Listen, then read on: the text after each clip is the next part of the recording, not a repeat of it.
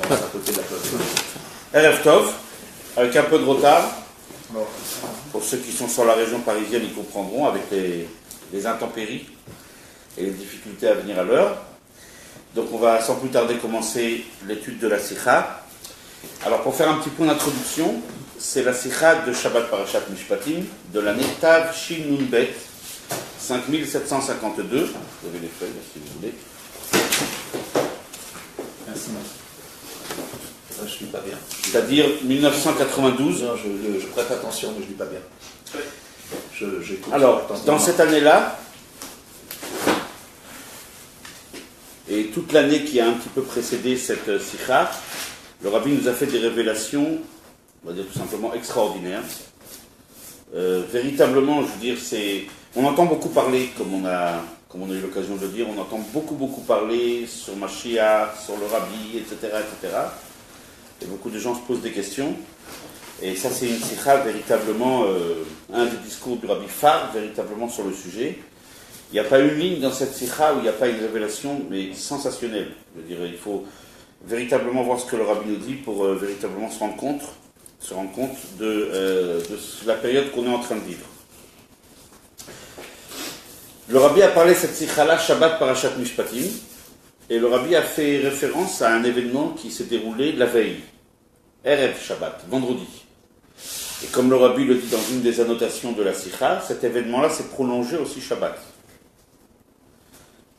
Quel était l'événement? Il faut se rappeler qu'on était à l'époque dans une période de dégel, entre ce qu'on appelle, le dégel, c'est pas... Oui. Voilà. Enfin, dehors, c'est le gel, et dans la sikha, c'est le dégel. C'était le dégel des relations USA. On appelait plus ça déjà en 92, on appelait ça la CEI.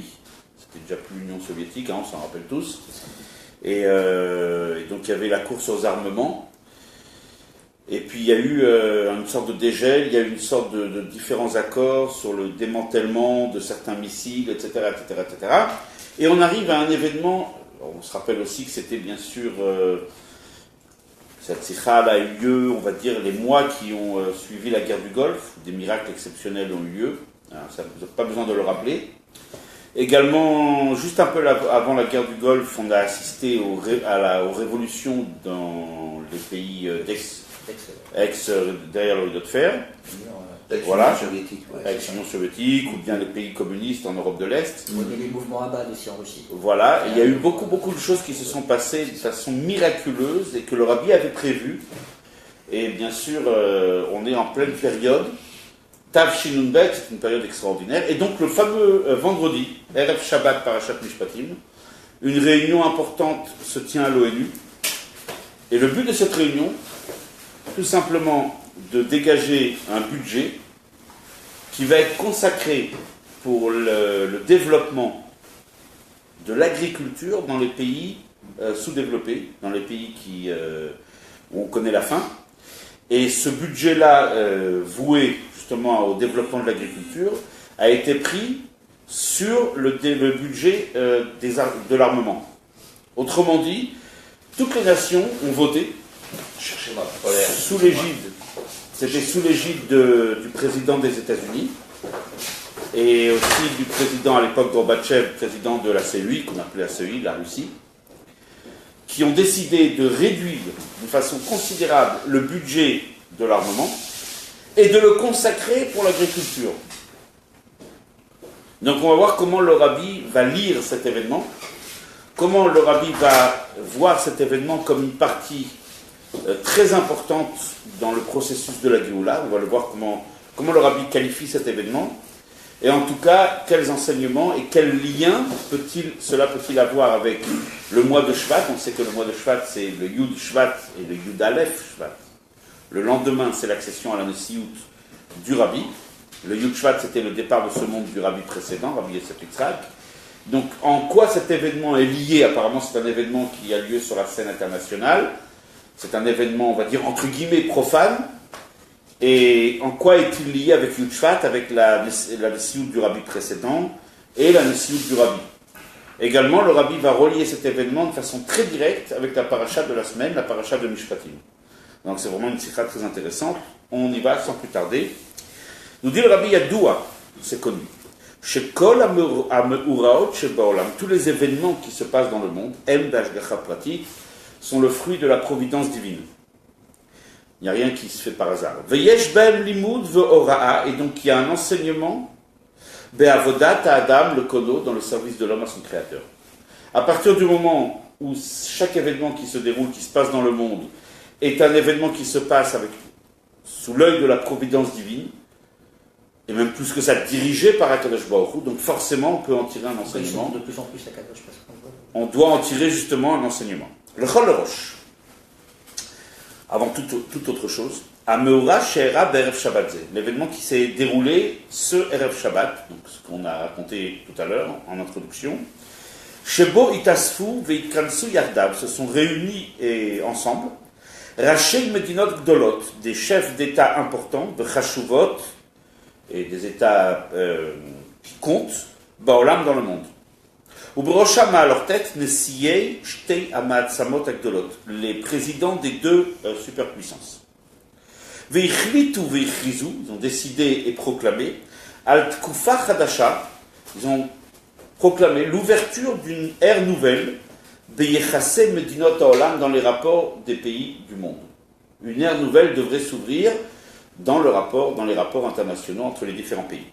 C'est-à-dire, plus précisément, Bitul Matzav Shel Milchamot, annuler les situations de guerre, Ben Medinot Haolam, entre les différents pays du monde, chez Idbate, qui va s'exprimer de quelle façon, Gam Betzimtzum ou Bitul Klei Neshek, dans la réduction et même l'annulation, la destruction d'armements, Ve'ad le Shalom, et jusqu'à même la paix.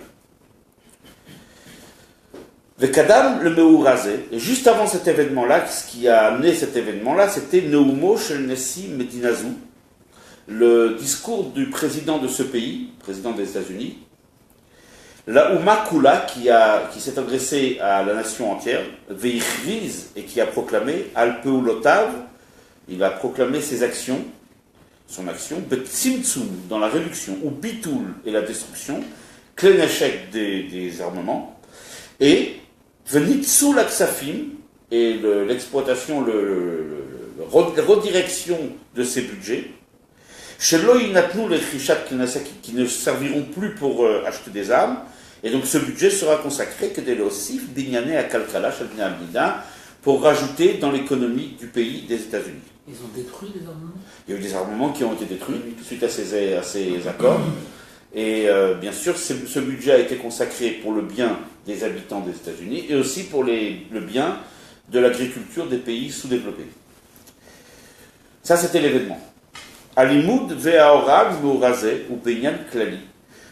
L'enseignement de cet événement est d'une façon globale, veikari et principale, ba'avodatam shel bnei Israël. Puisque le travail des bnei Israël dans la galoute, c'est quoi? Ma'aseinu va'avodatenu kol zman meshech hagalout. Quel est le but de notre travail tout le temps qu'on est en galoute? C'est lehavi liyimot haMashiach, préparer et amener les jours de Mashiach, la période de Mashiach. Donc cet événement-là nous délivre un enseignement direct concernant notre travail à nous, qui est d'amener Mashiach. C'est-à-dire, lorsqu'on veut amener Mashiach, on peut regarder cet événement et retirer beaucoup d'enseignements. Nous dit le Rabbi, parmi les objectifs de la Géoula, de la délivrance parfaite, à l'idée Mashiach Tzidkeinu, qui se fera par Mashiach, B'shaychut l'anagat umot haolam, concernant le comportement et concernant les relations internationales des différents peuples, puisque Mashiach aura aussi une influence sur les peuples. C'est un verset qui le résume à lui tout seul, un verset de Yeshayahu qui dit ils transformeront leurs épées en socs de charrue, vechanitoteyem le mizmerot, etc. Lo yisa goy el gol cherev, lo imodu al milchama. Les peuples n'appelleront plus à la guerre l'un contre l'autre et ils ne mèneront plus de combat ni de guerre. Un verset de Yeshayahu qui parle sur la venue de Mashiach. Que se passe-t-il lorsque viendra Mashiach? Ils transformeront leurs épées, leurs glaives, en socs de charrue. Nous dit le Rabbi, c'est extraordinaire. On est en train de voir cette réunion qui s'inscrit véritablement dans cette prophétie du prophète Yeshayahu, Isaïe, qui est en train de se réaliser. Des peuples du monde, parmi les plus importants d'ailleurs, qui décident que le budget de l'armement sera réduit et consacré en échange pour le bien de l'humanité. C'est exactement pour l'agriculture, c'est vraiment le verset de Yeshayahu qui se réalise sous nos yeux. On ne peut pas être plus émerveillé que cela.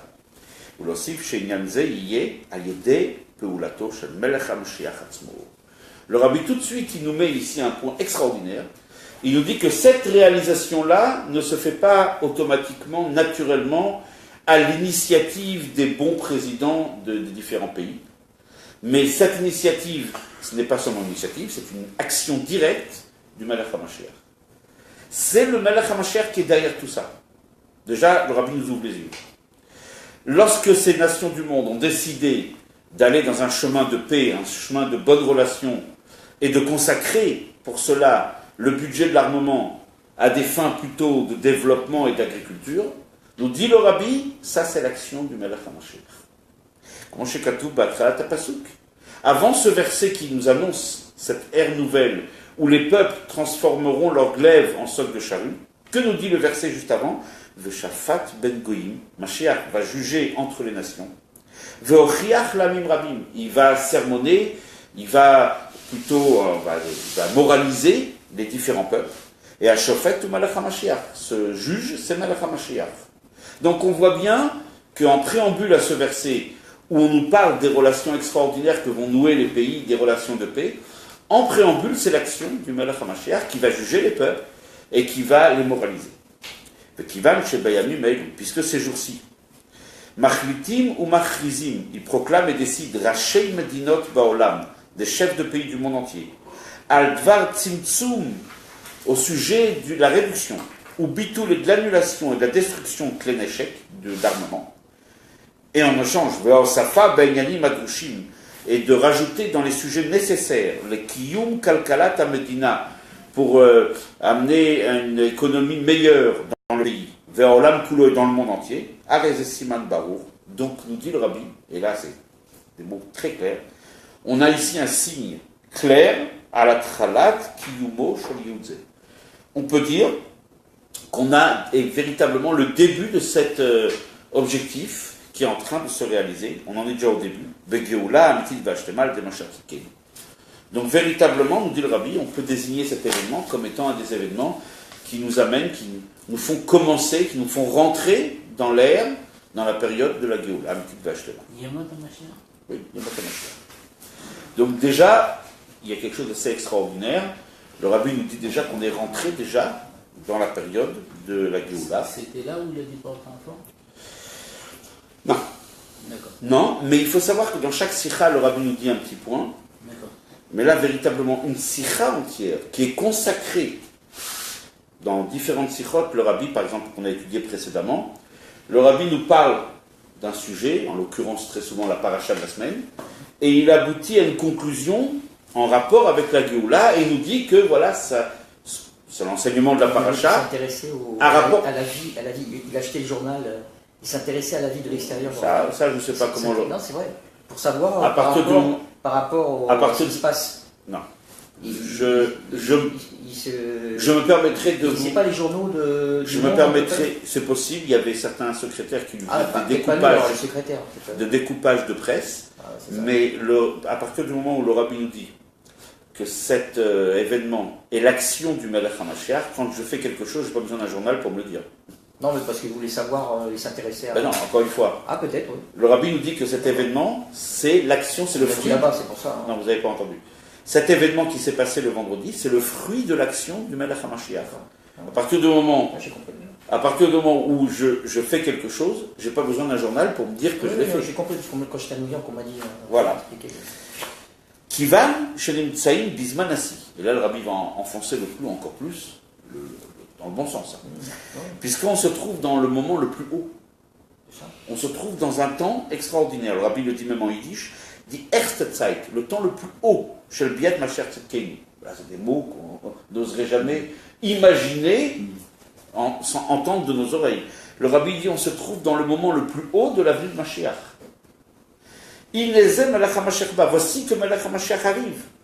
C'est pour cela, nous dit le Rabbi, puisqu'on se trouve dans le temps le plus haut, dans la période la plus élevée dans l'avenue de Mashiach, donc, par conséquent, Ro'im Kvar, donc on peut dès à présent apercevoir, Me'ein, un aperçu, et le mot aperçu est entre parenthèses. Par contre, le mot d'après n'est pas entre parenthèses. Ve'atralat, et on peut déjà apercevoir le début, Pe'ulato shel Melech HaMashiach ala Amim, l'action du Melech HaMashiach sur les peuples. Comme il est dit, Ve'shafat ben Agoyim, Ve'ochiach l'Amim Rabim, le verset qu'on a dit, il va juger et moraliser les peuples, Ve'chitetu chavotam leitim, et eux, ces peuples-là, transformeront leur glaive en soc de charrue. Donc, nous dit le Rabbi ici une chose extraordinaire, n'est-ce pas? Melech HaMashiach lui-même a commencé déjà, alors vous voyez que le Rabbi a utilisé deux adjectifs pour qualifier cet événement. Un aperçu de la Géoula et le début de la Géoula. Quand je dis un aperçu, ça ne veut pas dire qu'on est dans la Géoula. Je vous montre un catalogue, ça ne veut pas dire que vous êtes dans le magasin. Ça ne veut pas dire que vous avez acheté. Je vous montre un objet dans un catalogue. Vous avez un aperçu. Avoir un aperçu, ça veut dire peut-être avoir une petite goutte, ou en tout cas avoir un aperçu visuel uniquement.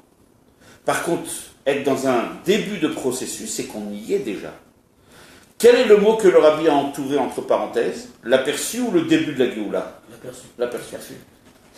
Vous remarquerez ici, c'est écrit noir sur blanc. Le Rabbi nous dit que l'événement auquel nous avons assisté Erev Shabbat, cette fameuse réunion à l'ONU, c'est un aperçu, si on le veut, entre parenthèses, par contre beaucoup plus, un début de l'action de Melech HaMashiach dans le monde. Je vais faire une petite parenthèse. Quelques semaines auparavant, du moins quelques mois auparavant, le Rabbi nous avait parlé dans la sikha de Shabbat Parashat Vayera. Et ensuite, le Rabbi avait continué ce thème-là 2 semaines plus tard, dans la sikha de Shabbat Parashat Toldot. Le Rabbi nous avait dit qu'il y a 3 étapes dans la venue de Mashiach. La première, Mashiach est là. La deuxième, il se révèle. La troisième, il ne se révèle pas, si on peut dire, devant un cercle restreint, mais il se révèle aux yeux de tous par ses actions dans le monde.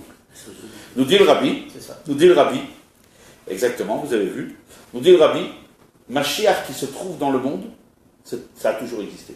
Il y a toujours un Mashiach qui est prêt à amener la Géoula. Il se trouve, nous dit le Rabbi, qu'il y a toujours eu des obstacles. Il y a toujours eu des obstacles, il y a toujours eu des empêchements qui ont fait que le Mashiach, dans chaque génération, n'a pas pu être avéré Mashiach concrètement. Nous dit le Rabbi, de notre génération, les Méniot Veikuvim sont tombés. Shabbat Parashat Vayera, le Rabbi nous dit, il n'y a plus d'empêchement. Et nous dit le Rabbi, c'est les mots du Rabbi, par conséquent, celui qui aujourd'hui est le candidat et le potentiel Mashiach, se trouve être Mashiach. Et donc, nous dit le Rabbi, nous avons la révélation de l'identité de Mashiach. Puisque celui qui aujourd'hui est le Mashiach est d'une façon définitive, il est définitivement révélé, donc nous avons la révélation. Mais il ne s'est pas encore révélé aux yeux de tous, aux yeux peut-être de ceux qui ont entendu les paroles du Rabbi, mais pas aux yeux du monde. Le Rabbi nous dit, pour cela, il y a encore une étape à franchir, qui est lorsque Mashiach va se révéler aux yeux du monde entier à travers ses actions. Une des choses qu'il faut faire pour passer de l'étape 2 à l'étape 3, c'est justement d'accepter, d'intégrer et de faire en sorte que tout le Ham Israël et l'humanité reconnaissent l'identité de Mashiach. Kabbalat Pnei Mashiach Tzidkeinu. Accepter, recevoir en nous profondément l'identité, le visage de Mashiach. Par exemple, nous dit le Rabbi, par la proclamation de Yehi Adoneinu. C'est les mots de la sikha du Rabbi dans Shabbat Parashat Toldot. Le Rabbi dit ces mots-là, je cite les mots du Rabbi, Ve'al Yedeze, par cette proclamation, ou le'achreze, et après cela, Ba'a idgaluto le'enkol, arrive sa révélation aux yeux de l'humanité entière. Comment? Al Yedeh Peulotav Bolam, par ses actions. Et là, nous dit le Rabbi que là, on est déjà dans le début de l'action du Melech HaMashiach. Autrement dit, on est rentré déjà dans la 3e et ultime phase de la révélation de Mashiach. Donc depuis Tav Shinun Bet, nous sommes déjà dans le début de la Géoula. Et le Rabbi va après bien sûr poser la question qui se pose avec beaucoup plus d'acuité encore de nos jours. Alors 26 ans plus tard, on est bloqué où quoi? Et le Rabbi va nous donner des réponses, des éléments à la fin de la sikha, on verra bien. Mais en tout cas, si le rabbi a déclaré qu'on était au début déjà de cette troisième étape, et qu'on est déjà rentré dans la révélation de Mashiach d'une façon visible aux yeux du monde, justement par une des actions qui s'est passée, et le rabbi va nous dire dans la Sikha, je vous le dis à l'avance, mais le rabbi va nous expliquer en quoi on peut reconnaître l'action du rabbi sur l'événement qui s'est passé vendredi. Le rabbi va nous montrer les ficelles qui le relient jusqu'à ces marionnettes, excusez-moi de l'expression, qui ont décidé dans cette salle de l'ONU de proclamer cette déclaration tellement extraordinaire d'aller dans un sens plutôt de relations nouvelles et de paix. Le rabbi va nous montrer les ficelles qui le relient directement à cet événement. Et c'est en ça que cette sikha elle est fabuleuse. Si le Mashiach, c'est à lui de faire ça, qu'est-ce qu'on doit faire, nous? C'est une bonne question. Parce que c'est lui qui influence les nations, c'est lui qui dirige, c'est lui qui fait tout. Et que ça a commencé déjà à être amorcé par la paracha Mishpatim. Le rabbi nous a déjà dit, de façon globale, un juif, il doit déjà se renforcer dans le Torah et Mitzvot. Ça, c'est... Je veux dire, on ne peut pas y échapper. Hein, si on veut accompagner, puisque, comme tu dis très bien, on voit déjà que le rabbi le fait lui-même. Si Mashiach le fait, qu'est-ce qu'on a à faire? Nous pouvons-nous qu'assister, spectateurs, à ce qui est en train de se dérouler? Non. On a un travail à faire. Tant que la Géoula n'est pas totale, même si on est déjà rentré dans la troisième phase. Mais cette troisième phase elle-même comporte des multitudes de mini-phases, n'est-ce pas? Jusqu'à arriver à la Géoula, à un petit Vachlema, de façon définitive. Jusque-là, si on veut l'accélérer, si on veut que cette troisième phase se termine déjà et d'être véritablement dans la Géoula, pour ça se renforcer dans l'étude de la Torah, là, c'est clair, et la pratique des mitzvot. Principalement à Avat Israël. Ça, c'est des sujets qui sont toujours d'actualité et qui sont à rappeler à chaque fois. Une tfila en plus, une tzedaka en plus, un Avat Israël en plus, une étude de la Torah en Même plus. si le rabbi a dit que le sujet de l'amour gratuit a été réparé, alors le fait que... Oui, mais le rabbi a répondu à ta question, que maintenant la Avat Israël, ce n'est pas pour réparer les causes de la Galoute, Shabbat Parashat Balak Tafshinun Aleph, ce n'est pas pour réparer les causes de la Galoute, ça a déjà été fait, c'est pour vivre déjà la situation de Géoula où nous vivrons tous en unité, en ardoute. Donc pour déjà goûter à cette situation-là, on va vivre ensemble avec une grande ardoute et Avat Israël, une grande unité. Comment c'est cet amour-là? Hein? Comment c'est cet amour-là du prochain? Commencer? Ouais, c'est quoi le point? Le point d'Avat Israël, chacun sait. C'est de regarder l'autre positivement, d'accord, d'arriver à aimer l'autre, tout simplement, d'aimer. C'est simple, c'est tout. C'est simple, oui. Non, mais dans le sens, c'est pas. Non, il n'y a pas une direction particulière parce que l'Avat Israël. Je crois que notre ami, il n'était pas tellement d'accord avec la simplicité de l'Avat Israël. Il pensait, je pense que je lui donne raison. L'Avat Israël, c'est pas si simple que ça. Peut-être que j'ai dit ça. J'ai vu dans l'expression de votre regard que. Non, je luttais. D'accord. Je luttais contre un Avat Israël où l'amour du prochain, oui, c'est vrai que j'ai appris. Voilà. En tout cas, et le rabbi nous dit aussi une chose très claire, et le rabbi nous dit aussi quelque chose de très très clair, c'est bien sûr se préparer à recevoir Mashiach et accepter l'identité de Mashiach.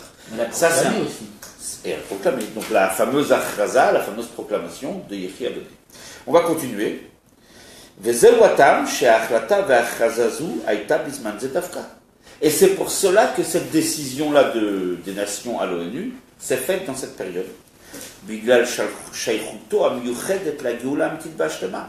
Puisque cette période est reliée avec la Géoula, puisqu'on est rentré dans cette période de la Géoula, c'est pour ça que les peuples ont décidé de réduire l'armement, le budget de l'armement, et de le consacrer à l'agriculture, comme le Navi Yeshayahu l'avait prophétisé quelques milliers d'années en arrière. Donc, véritablement, pourquoi ça se réalise maintenant? Parce que maintenant, nous sommes rentrés dans la Géoula. Sinon, puisque, encore une fois, le Navi, le prophète Yeshayahu, a parlé de cette prophétie, de cet objectif, de cette je sais pas comment on dit, de ce rêve, hein, on va dire cette vision, qui était une vision de l'époque de Mashiach. Elle ne s'est jamais réalisée. Jamais les nations ont décidé de s'asseoir autour d'une table pour réduire le budget de l'armement et le consacrer à l'agriculture. Jamais. Si ça s'est réalisé maintenant, nous dit le Rabbi, des milliers d'années après la prophétie de Yeshayahu, c'est parce que, justement, nous dit le Rabbi, nous sommes rentrés dans la Géoula. C'est-à-dire que c'est que le Mashiach qui va faire en sorte que toutes les prophéties qui sont délues vont se réaliser. C'est lui qui fait l'action de matérialiser ou de dévoiler ces prophéties et les concrétiser dans nous. je commence à douter que tu as déjà lu le reste de la Sikha, tu la connais. Et justement, le Rabbi va nous répondre à cette question qui est extraordinaire. Je vais répéter la question. Alors, puisque cet objectif, cette vision, cette prophétie de Yeshayahu se réalise seulement que des milliers d'années après, hein, on va dire c'était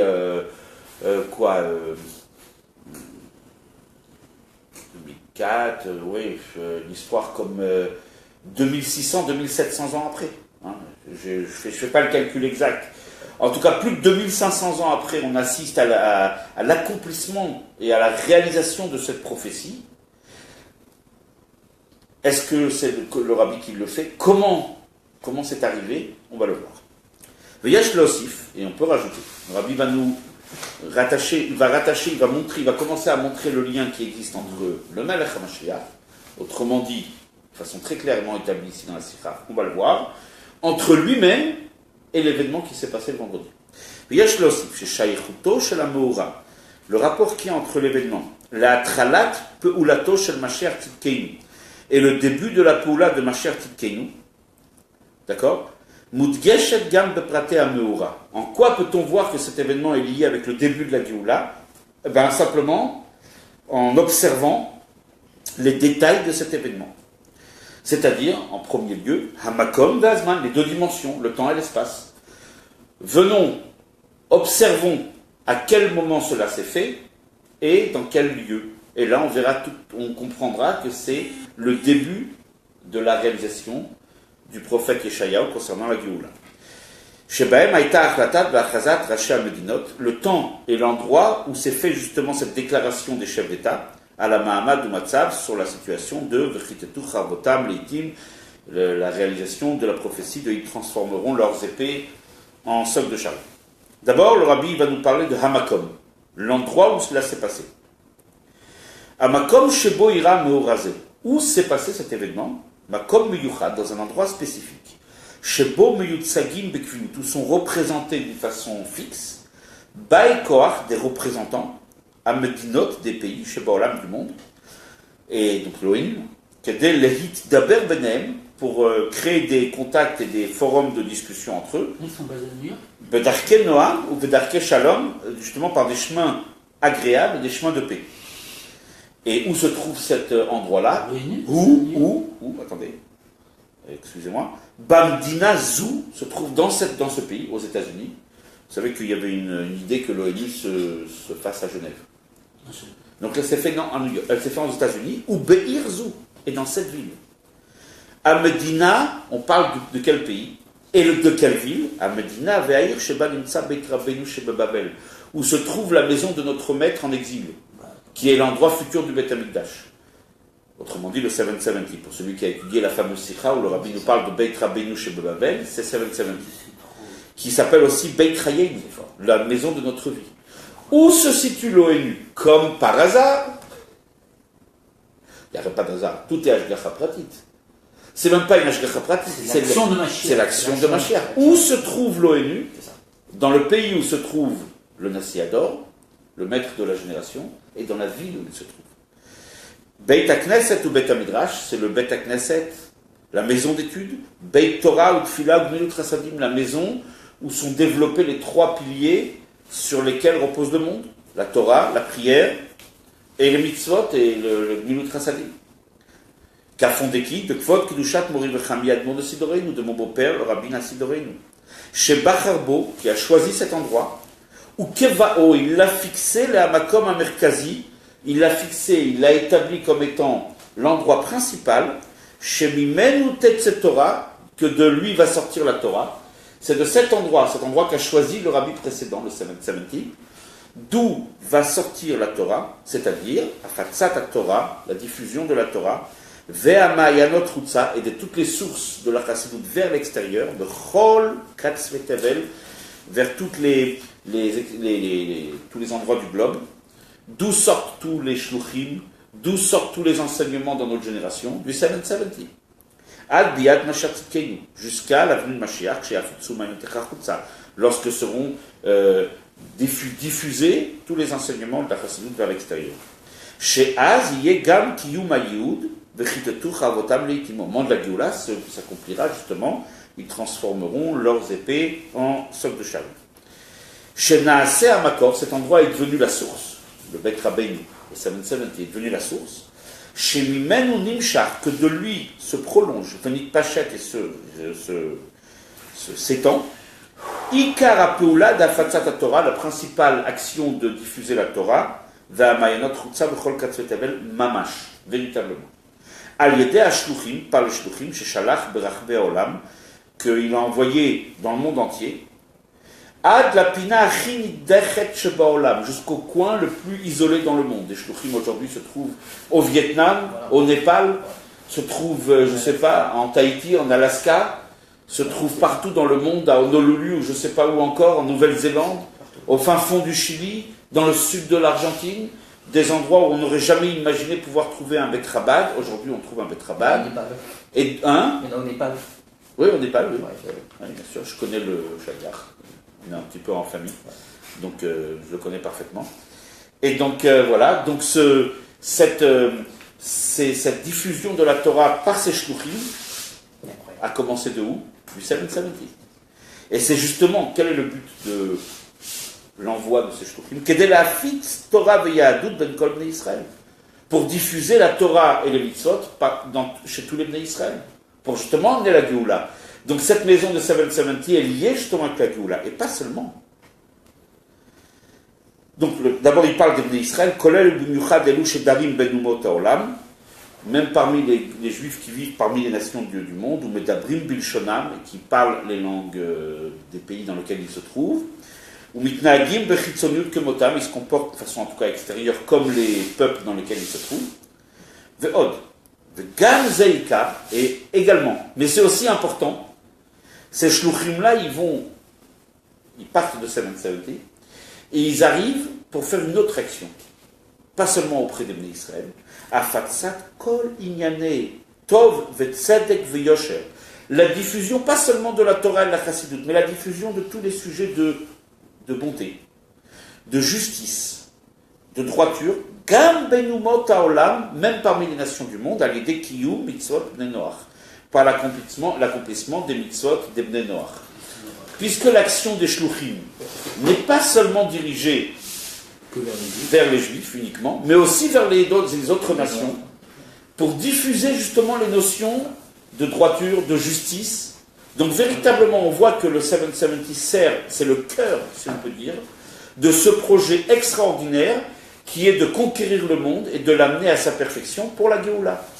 Et puisque l'endroit d'où sort toute cette lumière, c'est le 770, c'est pour cela. Et on est en relation directe avec le fait que l'ONU a été fondée et installée, pas seulement aux États-Unis, mais dans la ville même où se trouve 770, dans la ville de New York. Vous avez remarqué qu'au bas de la feuille, j'ai noté quelques numéros. Ce n'est pas mon numéro de téléphone. Hein, vous avez vu, c'est pas non plus le loto de ce soir. Hein. Enfin, vous pouvez essayer de... Oui, on ne sait jamais. Hein. Il y a un 55 pour les Tunisiens parmi nous, je ne sais pas s'il y en a. Non, Ashkenaz. Non, il n'y a pas de Tunisiens ici. Non, Tiens, c'est rare. Alors là, j'espère que parmi ceux qui nous suivent en direct, il y a... Ah, quand même, oui, on est rassurés. Donc il y a le 55, le 26, le 24 et le 23. Je suis un pur Ashkenaz de père et de mère. On ne sait jamais si vous n'avez pas des racines tunisiennes. Mais bon, ça c'est encore notre histoire. C'est la Russie, moi. C'est la Russie. Russie. C'est l'Ukraine du côté de mon père et c'est la Minsk-Lituanie du côté de ma mère. Moi, c'est moitié. C'est du moitié-moitié. Ça c'est mieux. Je suis un pur Ashkenaz. C'est bien ça c'est Je suis un pur Ashkenaz 100%. Voilà. Avec le label tampon et tout. C'est bon, on vérifiera. Non, mon grand-père est arrivé en 1900. Bon, on va procéder à une petite enquête après le jour. 1899. Non, mais alors si vous voulez, on finit puis après on passe à... Oui, pardon. Donc dans les... En fait, oui, c'est moi qui a commencé. Non, c'est ma faute, j'aurais pas dû continuer. Non, c'est moi qui a commencé. Je vous ai piégé. Les numéros... Je suis tombé dedans. C'est pas de ma faute, hein. Je vous ai eu. Les numéros qui sont notés en bas, c'est les annotations où le rabbi dit des choses vraiment extraordinaires. Et il nous dit comme ça, je vais vous le lire simplement, je n'ai pas pu le mettre sur la feuille, il n'y avait plus la place. Et bien que la raison la raison pour laquelle l'ONU a été fixée à New York, c'est justement pour ne pas être dans une capitale, justement pour montrer qu'il n'y a pas une appartenance et une influence directe d'un pays sur cette institution. C'est bizarre. Donc, mais attendez, mais la raison véritable, dit le rabbi, la raison véridique et véritable, pourquoi cet endroit, pourquoi cette institution de l'ONU a été fixée à New York, c'est parce que c'est la capitale des rois qui sont les Chachamim. C'est-à-dire, Kvod Kedushat Mori Bechame Admon Sidorenu. Nous dit le rabbi, de façon très claire. C'est le rabbi qui nous dit. Je vous rappelle que Shabbat Parashat Shoftim, pas Mishpatim. 6 mois plus tôt, le rabbi nous a dit que tout ce qui nous parle, ça va des conseils dans la vie de tous les jours, des brachot qu'il nous donne, et tout ce qui nous guide, et tout ce qui nous parle en particulier sur Mashiach, le rabbi nous dit, je vous le dis par prophétie. Donc ces mots-là sont dits par prophétie. Le rabbi nous dit, pourquoi l'ONU s'est installée à New York? C'est parce que New York est la capitale des rois, que sont les maîtres, et en l'occurrence de qui il s'agit? Du chef de la génération, du rabbi précédent, et donc on comprend, du rabbi. Puisque c'est l'endroit, justement, c'est la capitale des maîtres du monde, et puisque de cet endroit de New York sort justement, du 770 sort l'influence dans le monde entier, on voit bien qui est le roi, qui est-ce qui a une influence sur le monde entier, pas seulement sur les juifs, même la ville sur les non-juifs. C'est qui a cette influence? Qui est appelé Malhei, qui est appelé le roi? C'est le rabbi.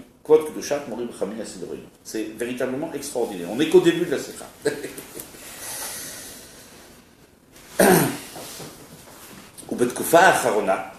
Et nous dit le rabbi, la dernière période, c'est-à-dire Achel Mishnat Nissim, à partir de 5750, l'année où on a vu des grands miracles, avec les bouleversements dans les pays communistes, les ex-pays communistes, et la guerre du Golfe.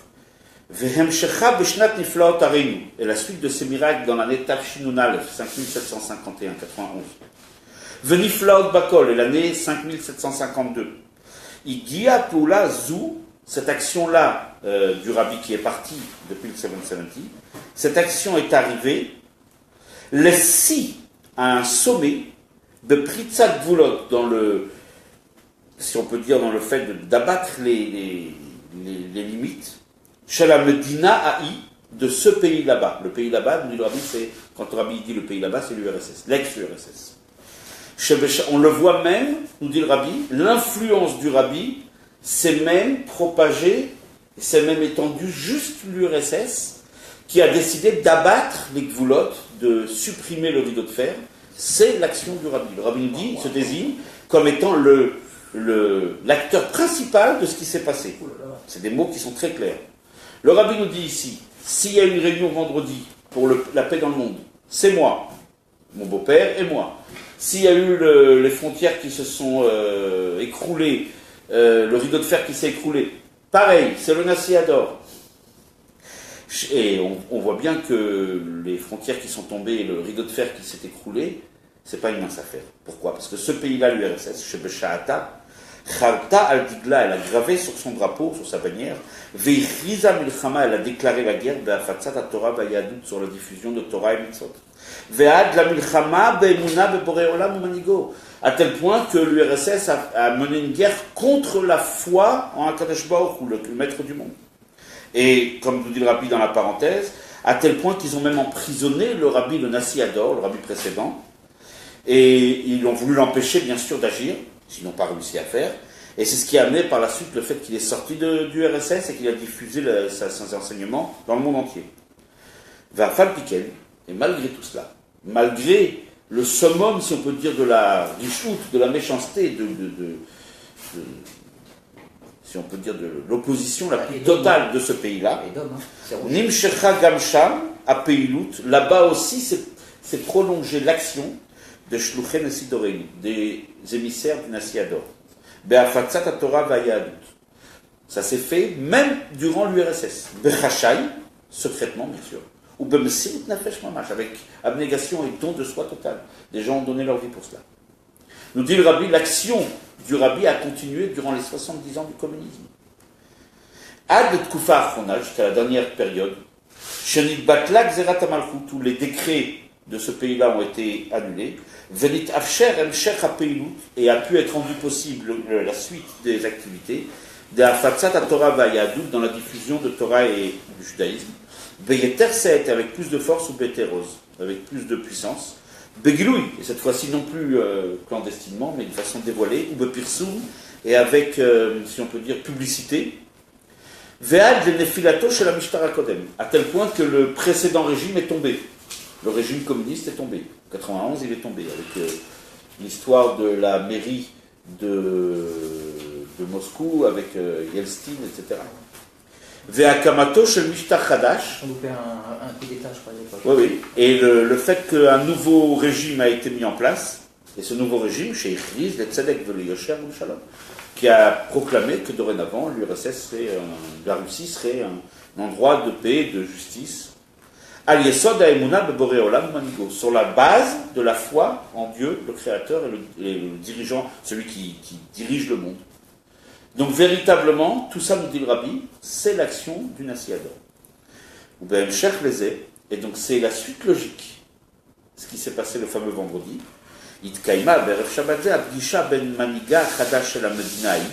C'est pour ça que ce fameux vendredi, il y a eu la rencontre entre le président, le dirigeant de ce pays-là, de la Russie, le Maniga El Medinazou, cette rencontre avec le président de notre pays. Quand le Rabbi parle de ce pays-là, c'est les USA. Beishtatfutam, avec la participation, Shalot Kama Manigé Medinot Gdolot Baolam, de plusieurs dirigeants de grands pays dans le monde. Sheba Mitkabla Achlata Ve'achraza, où a été prise la décision et la proclamation qui avait comme sens, Pechitetu Chavotam Leitim, transformer les églèves en socs de charrue. Donc nous dit le Rabbi, tout ça c'est une suite logique. C'est une suite logique de l'aboutissement du travail du Nasiador. Le Nasiador s'étant établi à New York. Il a envoyé des shluchim dans le monde entier. Il a lui-même, non pas participé, mais c'était directement lui l'acteur de l'écroulement de la chute du rideau de fer. C'est lui qui a entraîné tous ces miracles que nous avons vus dans le monde et qui dirige le monde et qui dirige l'humanité vers des temps meilleurs. C'est lui qui est derrière tout ça. Et c'est à la suite de ça que s'est tenu, en conclusion, si on peut dire, de tous ces efforts et de toutes ces actions, s'est tenue cette fameuse réunion du fameux vendredi. Et ça veut dire qu'en réalité, quand on dit par Shavayera, une bête qu'il faut qu'il se dévoile au Dieu des nations par ses actions étaient faites, mais il n'avait pas dit ouvertement que c'était lui qui les avait fait, et là dans cette paracha, il le dit ouvertement. Les deux. Je te dis les deux, mon capitaine. Les deux, c'est-à-dire que c'est vrai, il y avait des actions qui avaient déjà été entreprises. Il dit toutes les actions, il pointe du doigt. Elles étaient faites, mais là il est pas. Et tu as bien fait de le dire, elles étaient faites déjà avant. Mais là, et là il les révèle. C'est lui qui est derrière tout ça. Mais plus encore, il y a eu des actions nouvelles, comme la fameuse réunion du vendredi. Oui, en plus. Vechidetu Chavotam Leitim. Ils sont bons. Dans les annotations, il y en avait une aussi très intéressante. Je suis obligé de la... On ne peut pas la sauter. On va la dire rapidement. Le Rabbi nous dit le fait, la relation entre l'ONU qui s'est établie à New York. D'accord ? Nous dit le Rabbi que l'organisation de l'ONU a été instaurée, a été créée quand, à proximité immédiate de la venue du Nasiador dans cette partie du globe, c'est-à-dire à peu près dans l'année Tafshinbet 1942, et en particulier à la fin de la guerre.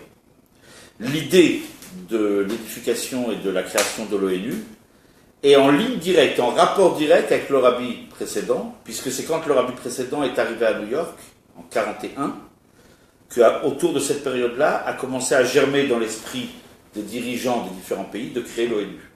Donc on voit encore une fois le lien direct entre le Nasiador et l'ONU qui est censé amener justement des relations meilleures, comme l'a prophétisé Yeshaya. C'est pas fini. Et cet endroit a été fixé donc dans la ville du Nasiador, jusqu'à la construction d'un bâtiment, parce qu'il y avait l'ONU qui a été créé, mais le bâtiment il a été créé quand ? Nous dit le rabbi, c'est extraordinaire, Bishnat Tafshin Yudalef, en 51. Wow. L'année où le rabbi a pris la Nessiout.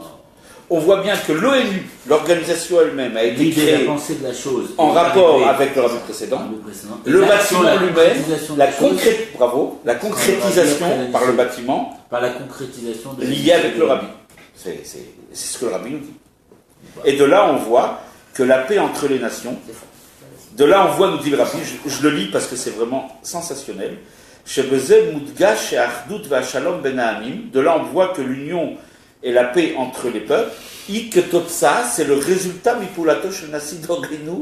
c'est le résultat de l'action du Nassi Ador. C'est tout simplement le résultat. Puisque le Nassi Ador amène justement la Géoula, donc le Nassi Ador précédent, quand il est arrivé en Amérique, ça a provoqué la création de l'ONU, la fondation de l'ONU. Et quand le Nassi Ador, le nôtre, a pris la Nassiout en 1951 de façon révélée, parce qu'il a commencé en 1950, Tafshin Yud, mais en Tafshin Yud Aleph, ça a amené l'édification de ce bâtiment qui se trouve toujours à New York, avec tous les drapeaux. Et plus le Nassi Ador amène le monde à sa purification, je vous le traduis directement, plus va se rajouter le but, plus va apparaître et va se révéler le but et la direction positive de cette organisation qui s'appelle l'ONU, jusqu'à la situation justement de cette réunion du vendredi, et bien sûr d'un avenir beaucoup meilleur qui va venir après. Mais alors, quand il y a des actions qui sont liées à Mashiach qui se concrétisent ouvertement aujourd'hui, on devrait dire ouvertement que c'est le rabbi qui fait ces actions-là. Alors, on va y arriver à la fin de la sikha, mais tu lis très vite la sikha, tu la devines bien. On va finir la sikha et je vais arriver à ce que tu dis, parce que c'est vraiment le point, si on peut dire, le point de chute de la sikha. C'est pas un détail que tu dis, c'est la sikha. Tu as compris toute l'essence de la sikha. C'est beaucoup, quoi. Hein? C'est beaucoup, quoi. Non. 20 minutes encore. Oui, d'accord. Voilà. Moi, je lutte. On lutte avec vous. Non, mais je lutte, mais j'aime beaucoup, c'est pour ça que je lutte. Alors, on y va. Excusez-moi, c'est pas très correct. Il n'y a pas de problème, il n'y a aucun problème, sentez-vous à l'aise. ויש לומר שבקיומה של פגישה, החלטה והכרזה זו, le fait qu'il y a eu cette réunion et cette déclaration dans la ville du Nassi d'Oreinu Kvod Kedushat Mori Bechami Admour, où se sont réunis, Sheba Nitkapsu Manigé Amdinot, où se sont réunis les dirigeants du monde, Kolel, Gam Manig Bedinazu, y compris le dirigeant de ce pays, c'était à l'époque George Bush, Sheutzrach Lavo Meir Abira Leirzu, il a dû venir de la capitale de Washington jusqu'à New York. On voit bien qu'il est venu jusqu'à New York. C'est bien qu'il est sous l'influence du Nassi Ador. Merumash Kol Ze Baketotsa Ma Peilut. De là, on voit bien que tout ceci est le résultat de l'action de diffusion de la Torah et du judaïsme, de la diffusion des notions de justice et de droiture, B'chol Haolam, dans le monde entier, Shenaasu Venaasim Alide Nassi Doreinu Mashiach Shebedor, qui se font par le Nassi Ador qui est le Mashiach. Ve'ad Shalide Shlemut Avoda B'kol Anal B'yameinu Ele. Lorsqu'on arrive à la perfection et la finalité de ce travail-là, de la diffusion de toutes les bonnes choses dans le monde, Naaseh Haolam Kulo, le monde devient Raoui Umurshar, il devient apte et prêt la Tralat Apoula de Melech HaMashiach. Autrement dit, puisque c'est de New York que partent toutes les bonnes actions du Melech HaMashiach pour diffuser la Torah, le judaïsme, la notion de droiture, de justesse, etc., puisque ça vient de New York, c'est pour cela qu'on peut voir dans l'événement, où on peut voir un détail intéressant, où le président des États-Unis doit venir jusqu'à New York pour rencontrer les autres pays. Et il n'est pas resté dans sa capitale. Il ne les a pas rencontrés dans sa capitale. Pour bien montrer ici que c'est dans cet endroit que tout se passe. C'est ici et sous l'influence du Nassi Ador que tout ceci arrive. C'est extraordinaire. Veod, et encore, on a dit que le lieu où ça s'est passé, New York, c'est lié avec le Nassi Ador. Mais on va voir que aussi la période où ça s'est passé, c'est lié aussi avec le Nassi Ador. Le mois de Shvat, c'est lié avec le Nassi Ador. On va le voir. Quel rapport entre ce Zman, le mois de Shvat et le Nassi Ador? Lioto Erev Shabbat Acharon. Ce vendredi-là où il y a eu cette fameuse réunion à l'ONU, c'était le dernier Erev Shabbat, Bechodesh Shvat. À Chodesh HaAchadassar, le mois 11, c'est Mashiach. Le Rabbi avait expliqué dans les sikhot précédents. Chez Asiri, Shebo, que le 10 du mois de Shvat, Ou Yom Ilula, c'est la Ilula, et c'est-à-dire c'est la fin, la perfection du travail chez la faute que le chat mourit de Chami Admon de Sidorim. Il est arrivé à son summum. Quand un tzaddik quitte ce monde, il est arrivé au plus haut niveau de son travail sur terre. Sa réalisation est parfaite. Ou Be'achadasar Shebo, et le 11 du mois 11, le 11 Shvat, Naasa Emshech, c'est fait la suite. Vechidush hanesiut shelo, et le renouvellement de la nesiut du rabbi précédent, beyeter seet, avec plus de force ou beyeteros, ad le siyum vegmar kol ha'avoda shel doreinu, jusqu'à la fin du travail de notre génération. Autrement dit, le mois de Shvat, qu'est-ce qui nous passait? Le rabbi précédent, le 10 du mois de Shvat, le 10 du mois 11, a fini son travail, et le 11e jour, c'est-à-dire le lendemain, a commencé, si on peut dire, la suite de sa nesiut, donc autrement dit par le rabbi, d'accord? Donc le rabbi s'associe bien sûr avec le rabbi précédent, ou il associe le rabbi précédent à lui, selon ce qu'on voudra comprendre, dans justement l'influence et le travail qui est fait dans le monde entier, à partir justement du 7-7. Notre génération qui est la dernière génération de la Galoute et qui devient la première génération de la Géoula. Et on est arrivé maintenant, 42 ans plus tard, donc Yud et Yud Aleph Shvat, 42 ans plus tard, Tafshin Bet, Bemeshech Mem Bet Shanim, donc cette action, cette nesiut du rabbi précédent s'est renouvelée par le rabbi pendant 42 ans. Yeshlomar Shem Keneged Mem Bet Amasaot Shebemit Baram, ça correspond aux 42 étapes dans le désert avant de rentrer en Israël.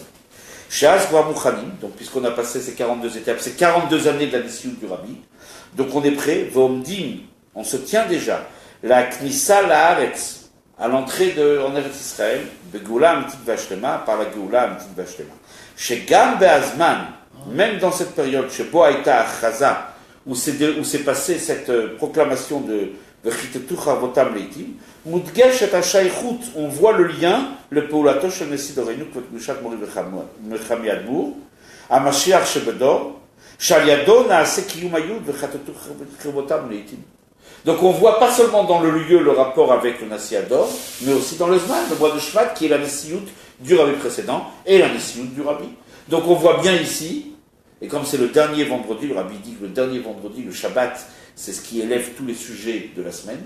Donc de semaine en semaine on progresse. Quand on arrive à la veille du dernier Shabbat du mois de Shvat, c'est notre Shabbat, la veille, on est Shabbat Mevachim, donc on se trouve véritablement dans l'apogée du mois de Shvat, où tous les sujets du mois de Shvat se trouvent ici dans leur plénitude et dans leur perfection. Donc la Nesiut du rabbi précédent et la suite, la Nesiut du rabbi, et surtout après 42 ans, sont arrivés à un tel niveau de perfection que c'est pour cela qu'on peut voir justement ce fameux vendredi, la réalisation justement de Mashiach, qui est la transformation de l'armement en sol de chariot. Mais là, on a passé 42 étapes et après, on a passé même Gimel Tammuz. Et le fait d'arrêter de se pour gagner la guerre pour entrer en terre d'Israël, on est où maintenant? Parce que même bête, là, il dit qu'on a passé. Gimel Tammuz, on sait. Attends, excuse-moi. On peut peut-être éteindre le chauffage de rentrer chaud. Il y a Ah oui, je crois qu'on peut l'éteindre directement. Je sais pas comment on fait. C'est toujours Simon ou David qui s'en occupe dans ce lieu. c'est quel Zman maintenant? On est où? Parce que c'est quoi les périodes après Gimel Tammuz, après la guerre qui gagne, qu'est-ce qui se passe dans le Nord? Ouais, c'est bon. Tu dis puisqu'on est déjà là. Parce que le rabbi nous dit clair, selon le Chumash, on a fait les mêmes bêtes. Je vais répondre à ta question, parce qu'il y a une réponse. Mais après la suite. Ok. Tu comprendras. Ok. Alors, on y va. Le rabbi nous dit, donc on voit que l'événement est lié avec Mashiach, autant par le lieu où il s'est déroulé, autant dans l'endroit où il s'est déroulé. Maintenant, on va voir que cet événement-là du vendredi de la réunion à l'ONU, c'est lié aussi avec la parasha de la semaine. V'yesh lekasher ze im parashat hashavua. On peut relier ça avec la parasha de la semaine, parashat Mishpatim. Le premier verset. Ve'ele ha-mishpatim ashatasim lifneim. Voici les mishpatim que tu proposeras aux Juifs, que tu leur enseigneras. Ou me feresh Rashi. Et Rashi explique. Ve'ele mosif ala risnaï. C'est étonnant qu'une phrase commence par et voici. Une paracha, un chapitre ne commence pas par et voici. Et voici, non. Pardon, je vous écoute. D'ailleurs, quand on dit même voici, c'est un début un peu bizarre. Nous dit Rachi, sur la base de ce qu'enseignent nos maîtres, quand on dit voici, c'est pour présenter quelque chose de nouveau. Voici des nouvelles règles, voici des lois. C'est pour dire que les lois précédentes sont caduques. Ah oui. Voici les lois. Je vais vous présenter des lois. Autrement dit, toutes celles qui ont précédé. Excusez-moi, il y aura des lois spécifiques quand le Mashiach sera là. Attendez, là on est dans la paracha. On est dans la paracha. Interdit. Vous avez posé une question qui est très profonde, et vous allez voir justement. La paracha commence, voici les lois, voici les mishpatim. On va bientôt voir ce que sont les mishpatim. Mais pour l'instant, voici les mishpatim. S'il y aurait écrit cette phrase, voici les mishpatim, cela voudrait dire que les précédentes, ce qu'on appelle les rishonim, sont caduques. Puisqu'on dit voici, on présente des nouvelles. C'est caduque. Caduques. Mais il n'y a pas écrit voici. C'est pas écrit comme ça. Non, il y a écrit. Et voici. C'est l'article de liaison. Et. Ça veut dire quoi? Et voici.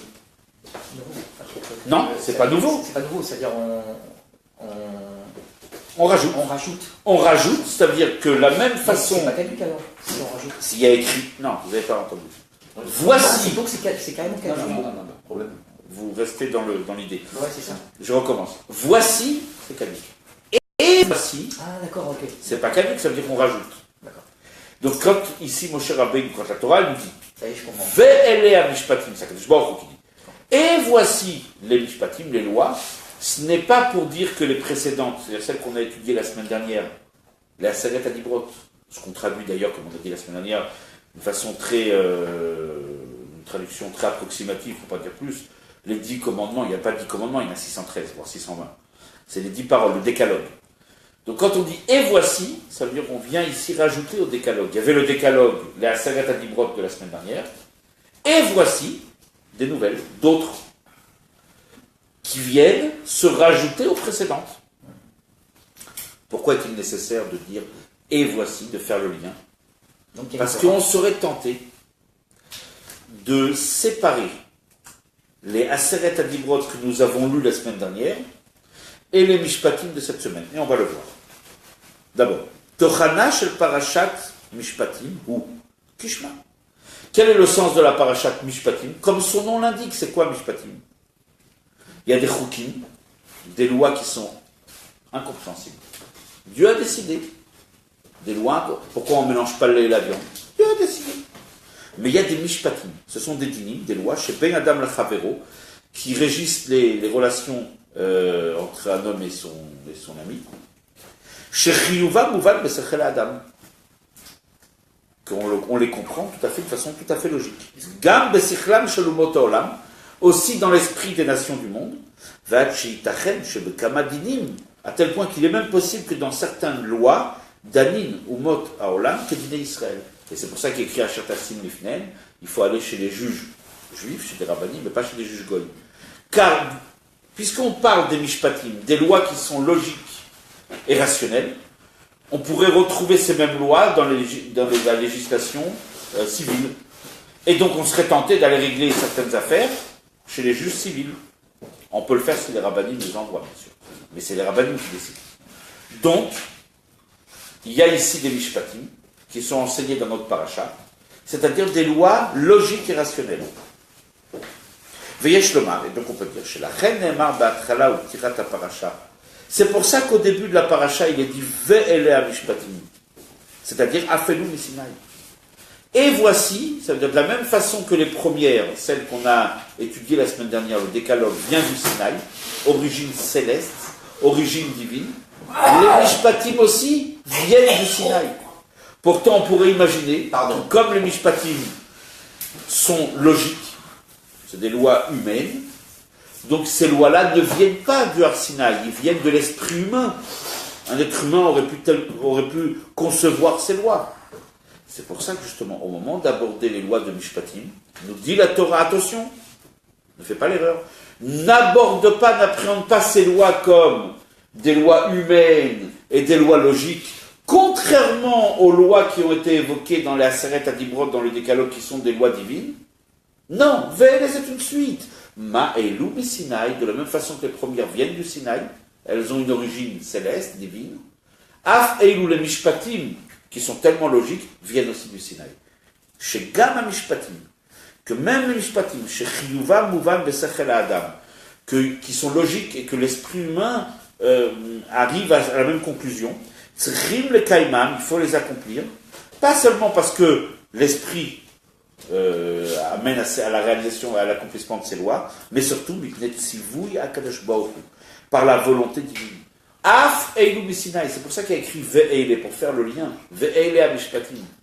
De la même manière que ceux de la semaine dernière étaient des lois divines, celles-ci sont aussi divines. Et on les accomplit parce que Dieu l'a souhaité. Et là, il se trouve que par, entre guillemets, par bonheur, si on peut dire, Rotsono shel HaKadosh Baruch Hu, shetzivou yimel ou yumuvadim b'sechel. HaKadosh Baruch Hu, il a voulu que ces lois soient compréhensibles.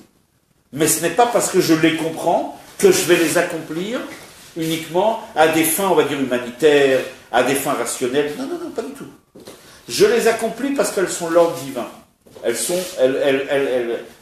du Sinaï. Il se trouve que maintenant je comprends pourquoi il faut respecter ses parents. Je comprends pourquoi il faut la justice. Toutes les lois de notre paracha, c'est des lois de justice. Si je comprends, tant mieux. Le bon Dieu a voulu que je les comprenne. Mais en vérité, il faut savoir que leur origine est tout autant céleste que celle des lois qu'on a vues la semaine dernière dans le décalogue de la paracha Kitro. Au Bohomé Keter. Il y avait deux tables le Rabbi explique dans une sikha aussi, entre les deux tables elles-mêmes, mais de façon globale. Mais Mishpatim, c'est pas moi et mon frère. Oui. Et Sinaï et Yitro, c'est vraiment...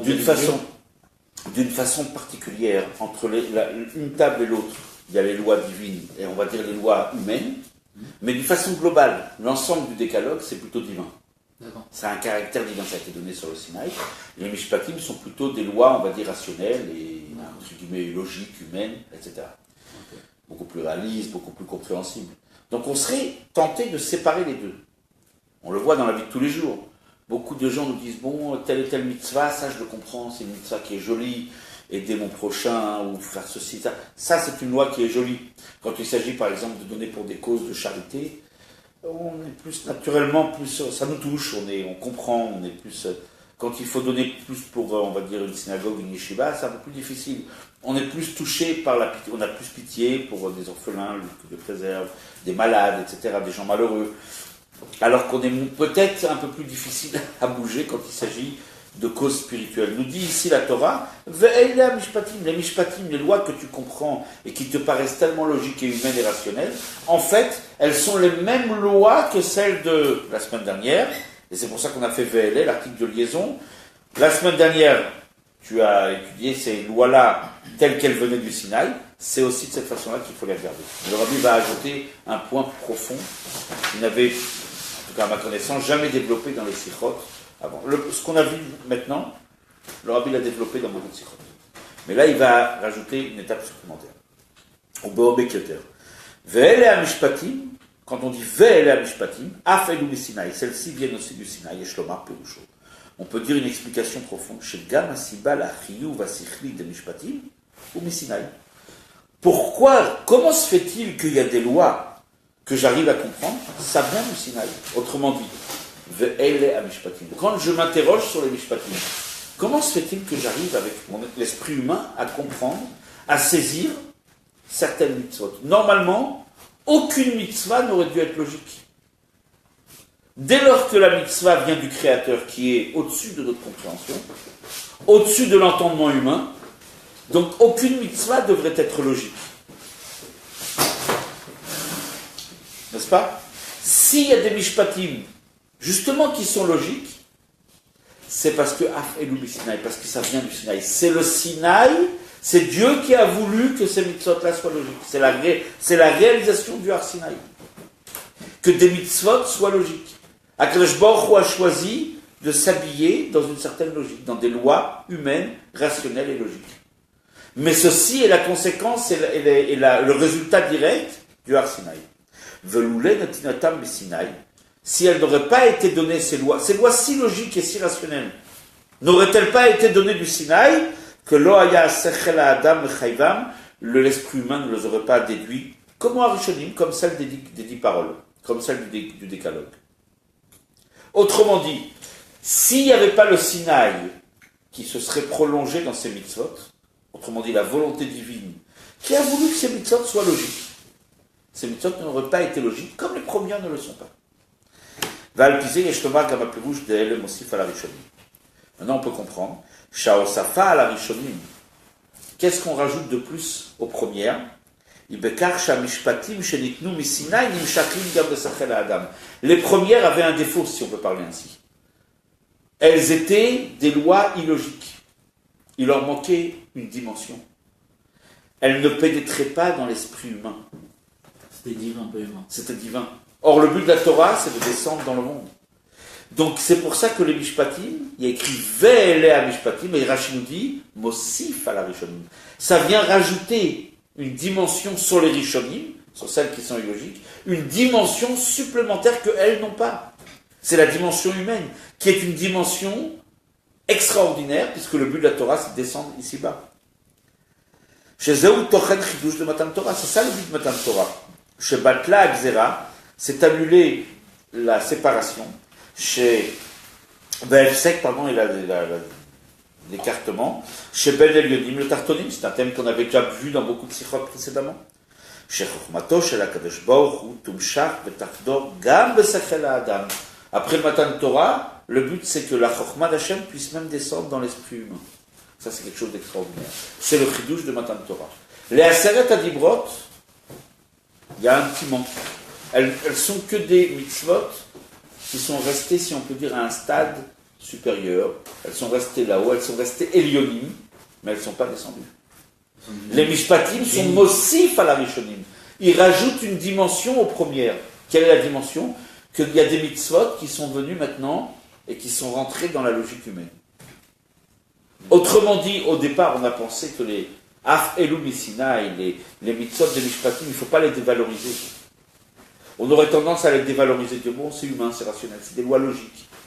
Sinaï, c'est révélation divine. Mishpatim, c'est moins important.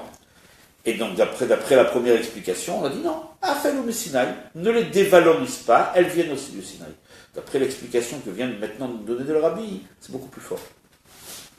En quoi c'est plus fort? C'est qu'elles, ces mishpatim-là, pas seulement elles ne sont pas moins que les premières, en étant justement rationnelles et logiques, elles apportent un plus aux premières. C'est que les premières ne descendent pas dans l'esprit humain, celles-ci descendent dans l'esprit humain.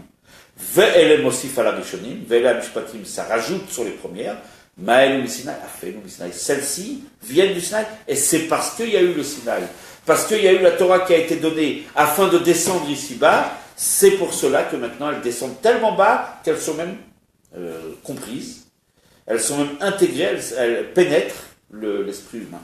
Comme l'enseignement précédent qui dit que la pierre la plus haute descend plus bas, donc c'est un niveau supérieur de dévoilement.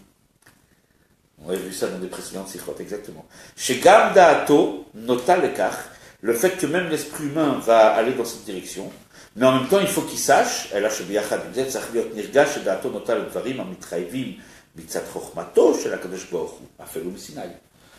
faut comprendre que si maintenant Akadosh Baruch Hu a voulu descendre, si on peut dire, son esprit, au niveau de l'esprit, il a voulu que son esprit pénètre l'esprit humain, et maintenant que je comprends telle et telle mitzvah, et je la comprends, et je saisis le sens et la raison de cette mitzvah, il ne faut pas oublier que ça même, le fait que je comprends, c'est le résultat du Sinaï.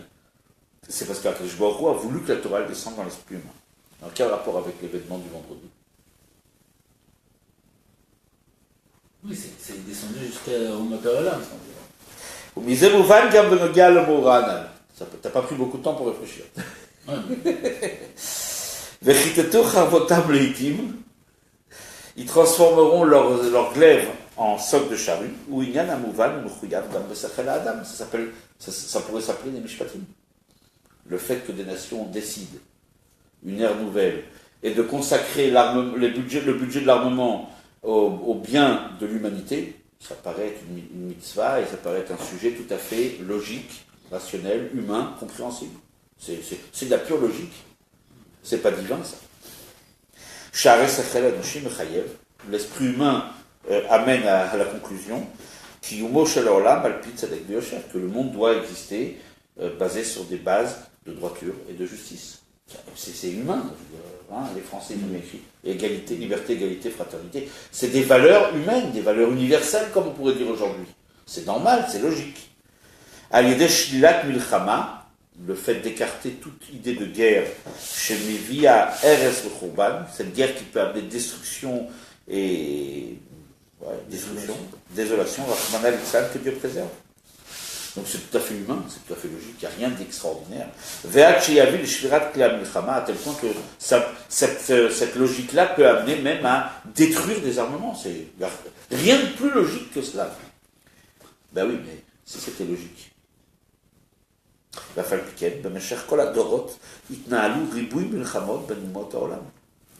Et pourtant, si c'est tellement logique, pourquoi des générations on n'a connu que la guerre?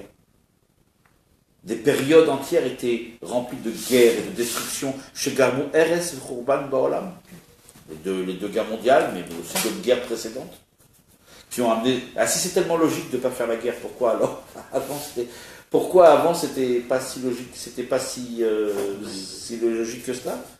Benigoud le mitraïev Bessachel Anoshi, c'était contraire à l'esprit humain. Alors c'est étonnant.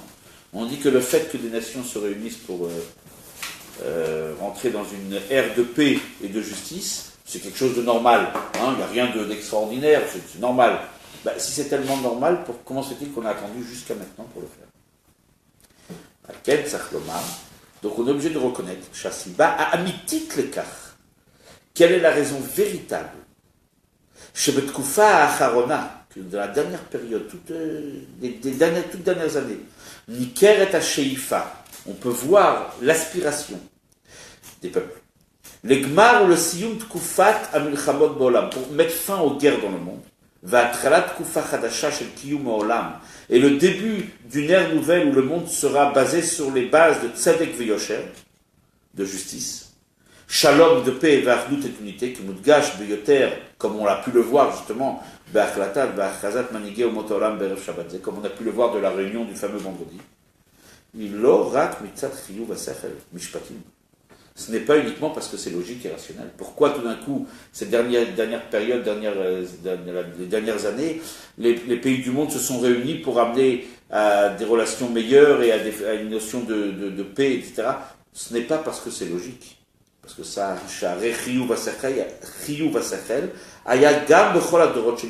le même sechel, le même esprit humain aurait pu amener à ces conclusions-là dans les générations passées. Ce qui n'a pas été fait. Et la gamme mais c'est parce que c'est ça Messinaï. C'est parce que justement on arrive à une période que la Torah a décidé que autrement dit, jusqu'à maintenant on avait des mishpatim. On avait dit que les mishpatim sont logiques. Pourquoi ils sont logiques? C'est l'effet du Har Sinaï. Af'el ou Messinaï. Qu'est-ce qui fait que ces mishpatim sont logiques? Parce qu'elles viennent du Sinaï. C'est le Sinaï, c'est Akadosh Baruch Hu qui a fait que ces mitzvot soient logiques. Ne crois pas qu'elles sont logiques parce que l'esprit humain les comprend. Non. C'est parce que le Sinaï a amené. C'est parce que Akadosh Baruch Hu a voulu que ces mitzvot soient logiques. Il a voulu que l'esprit divin descende dans l'esprit humain. La preuve, l'histoire de cette fameuse réunion et de cette décision qui normalement aurait dû être prise bien des années avant et éviter toutes les guerres.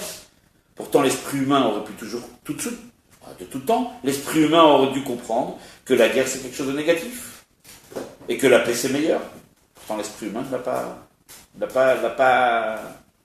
c'est pas sorti dans l'esprit humain. Personne n'a pensé à cela avant. C'est parce que justement c'est la Torah. Afel ou Sinaï, ça vient de la Torah. Ce qui te paraît tellement logique, c'est le résultat du Sinaï. Afel ou Sinaï. Les Mishpatim aussi viennent du Sinaï. Parce que dans la Torah, il y a écrit que quand viendra la Géoula, les peuples se réuniront pour faire la paix, sous l'égide et l'influence du Melech HaMashiach, et comme c'est en train de se passer, c'est pour cela que maintenant ça paraît tellement logique. C'est extraordinaire. Valpizé Yeshtomar, donc de là on peut dire, Sha'achlatat va'achazat manigé umot olam berev Shabbat parashat mishpatim, que ces décisions qui ont été prises ce Erev Shabbat parashat mishpatim, Iketotsa ma'achlatat, alors là, excusez-moi, je fais une petite introduction. Il faut un petit peu, avant la fin de la sikha, il faut faire une petite introduction obligatoire.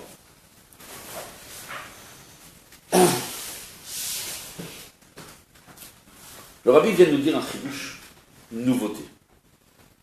La fameuse réunion a amené le monde vers une ère de paix et de justice, qui paraît être tellement logique et humaine, comme les Mishpatim, ne sont pas si humaines et logiques que cela. C'est pas si rationnel que cela.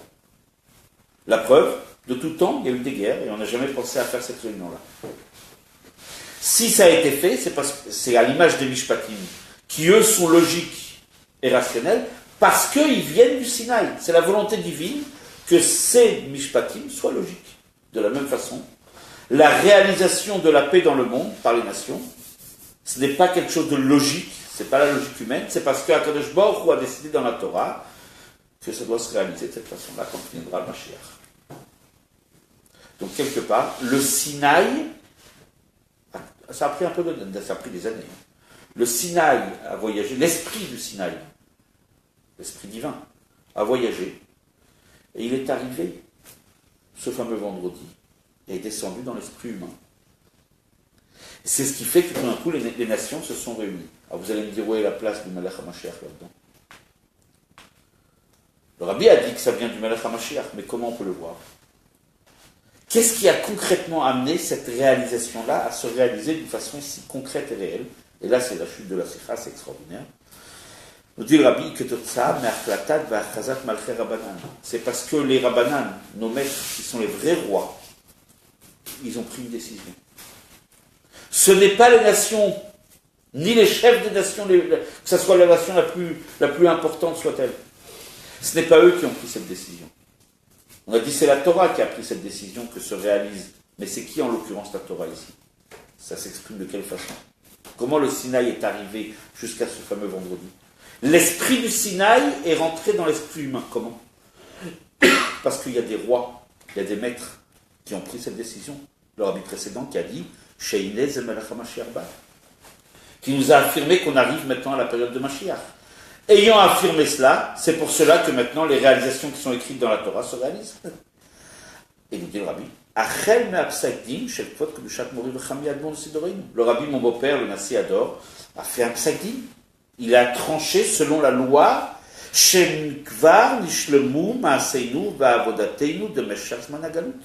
que depuis longtemps c'est terminé notre travail dans la galoute. Et on est prêt à recevoir Mashiach. Comme le rabbi précédent a décidé qu'on est maintenant dans cette période, c'est pour cela que les réalisations de la Torah qui étaient bloquées jusque-là, car comme on dit, ne devant s'accomplir qu'au moment de la venue de Mashiach, ils vont transformer leur glaive en solde de charrue, ne doit s'accomplir qu'au moment de la venue de Mashiach. Et puisque mon beau-père, le rabbi précédent, qui est le vrai roi, a décidé que nous sommes dans cette période, c'est pour cela que maintenant cette réalisation se fait. Mais le rabbi va aller encore plus haut. Pour cela, je vais faire une dernière petite introduction. Quand le rabbi a commencé à parler concrètement de Mashiach, on va finir avec ça. Non, j'ai du mal. Quand le rabbi a commencé à nous parler sur Mashiach, le rabbi nous a dit quelque chose d'extraordinaire.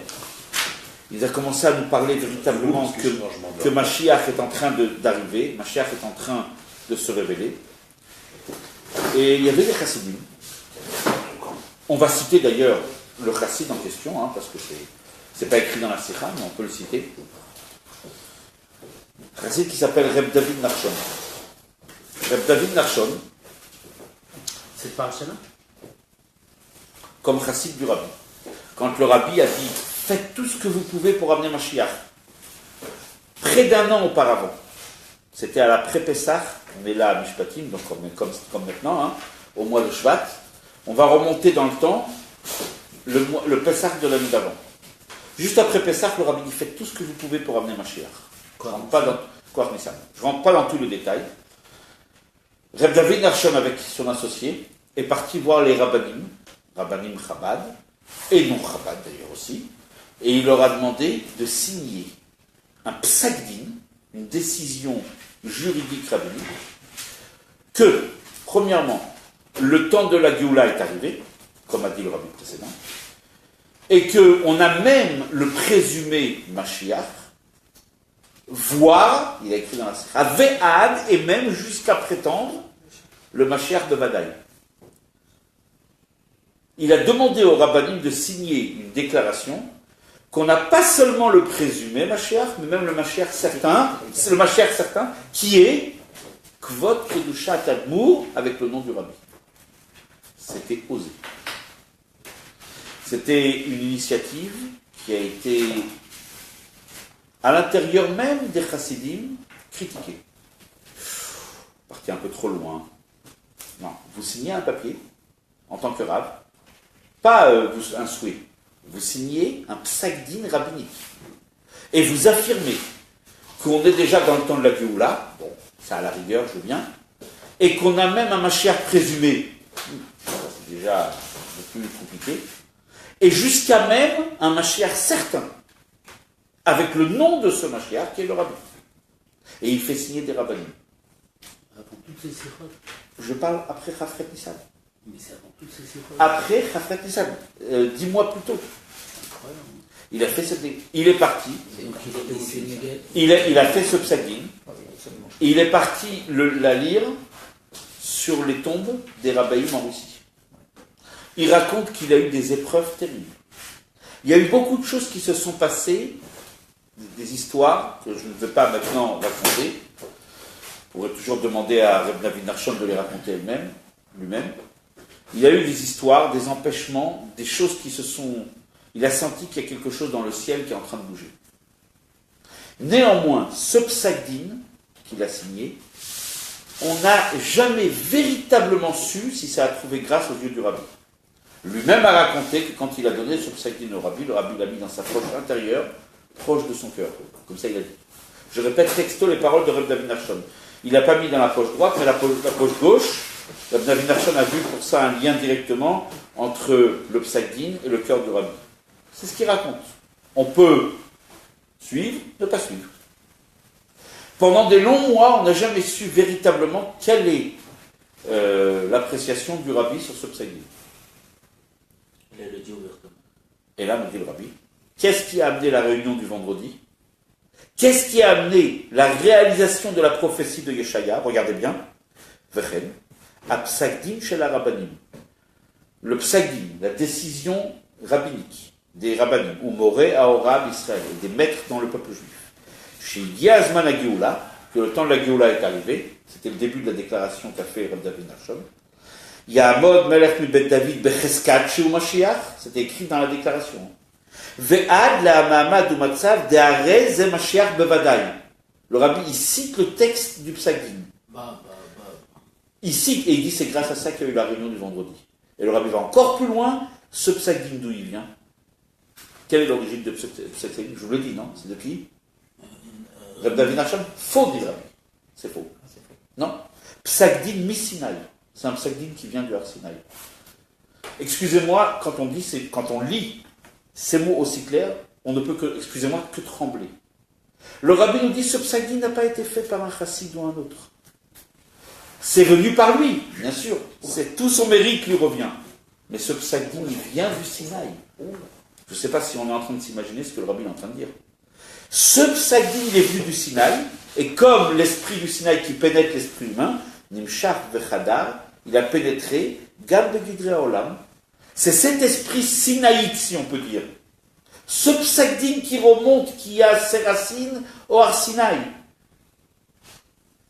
qui descend, Ad kedekar shemanigei umot haolam machlitim umachrizim midaatam al dvar hamamad umatzav vechitetu charabotam leitim. À tel point que ça amène la réalisation de cette décision des nations. Je ne sais pas si on est en train d'imaginer ce que le rabbi est en train de nous dire. Je ne sais pas si on réalise véritablement ce que le rabbi est en train de nous dire.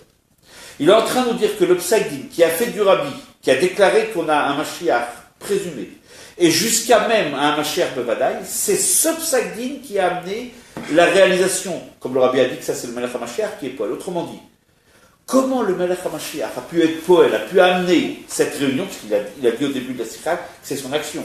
C'est le début de son action. Qu'est-ce qui a amené le début de son action?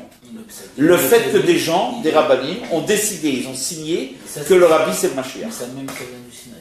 Et ça ne vient pas des rabbinim. Ça vient même du Sinaï. Les rabbinim sont l'élément déclencheur pour amener cette Torah, cet esprit, cette loi du Sinaï, jusque dans le concret. je ne sais pas si on est en train d'imaginer et de réaliser ce que le rabbi est en train de nous dire. C'est inouï. Si on se pose des questions, est-ce que le rabbi a parlé, est-ce que le rabbi s'est désigné comme Melech HaMashiach? S'il est Mashiach, Becheskat Mashiach, Vadaï Mashiach, je crois qu'ici tout est écrit clair. Faites-vous traduire cette sikha par d'autres personnes que moi, je suis peut-être corrompu. Peut-être je vous l'ai traduit d'une façon orientée, mais je ne peux pas le traduire autrement. C'est écrit noir sur blanc. Véritablement. Alors le rabbi il nous dit ici un petit point que je n'ai pas mis dans la sikha. Alors que faire? Qu'elle a été donnée, enfin qu'elle est...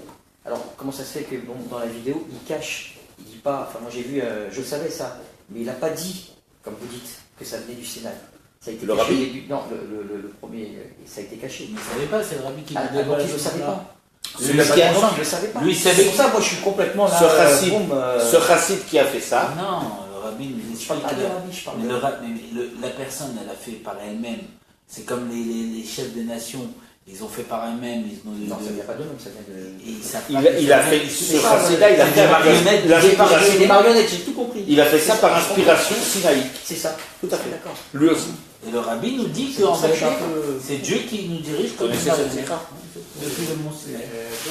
Hein? Elle est belle. Hein. Tu m'as demandé l'autre fois, je c'est- crois que ça c'est... Vadaï. Tu donnes ça à quelqu'un, tu dis-le. Ah, c'est le Shabbatai, quoi. Donc il n'y a pas de. Ceux qui disent c'est Mpresket, c'est pas Vadaï, là c'est marqué Vadaï. Je ne peux pas rajouter plus que ça, c'est écrit noir sur blanc.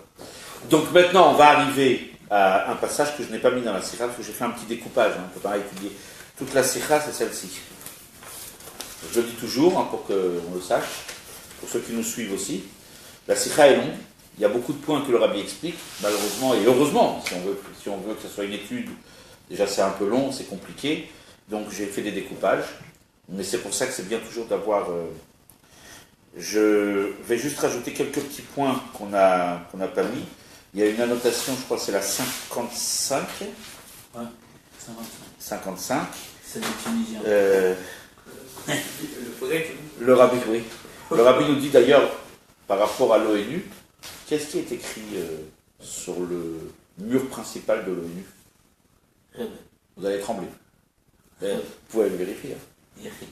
Non. Ils transformeront. Il y a la prophétie de Yeshaya qui est écrite là-haut. Non. On a dit. Mais si. Le rabbi le ramène ici, mais de toute façon on le sait. Quoi? Ouais. Il y a marqué quoi là-bas?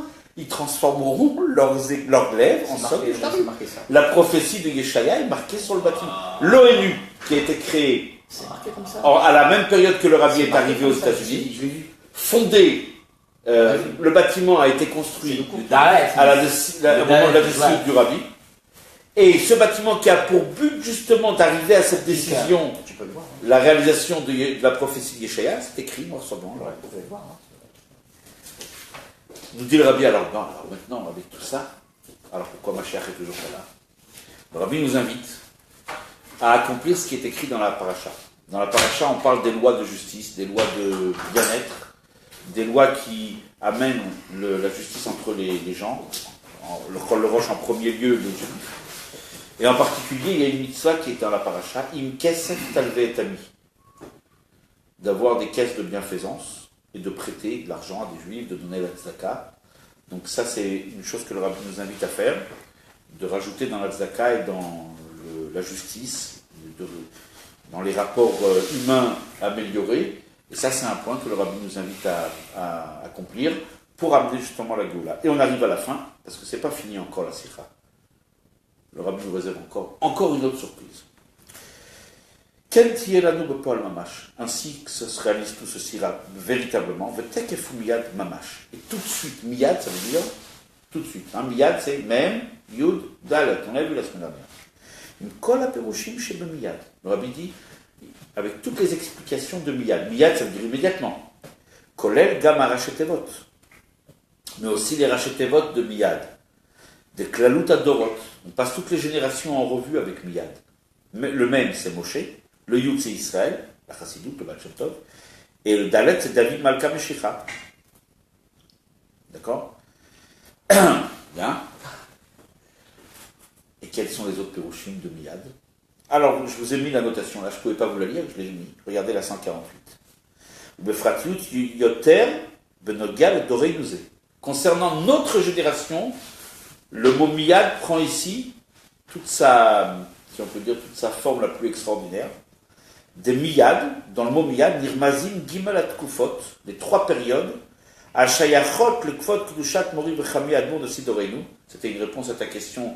Est-ce que, quand le rabbi parle du rabbi précédent, c'est lui aussi? Donc, il y a 3 périodes qui sont liées avec le rabbi précédent.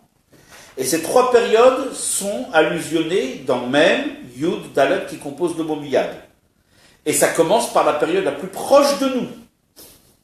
Val-Sader Akirva Eleinu. Le même, nous dit le rabbi, Mashiach. Que Menachem Shebo. Son nom est Menachem. Ça, c'est le même. C'est la période la plus proche de nous de la Nessiout du Rabbi Rayat. C'est bien vu. Le Rabbi parle de la Nessiout du Rabbi Rayat, ça parle de lui-même.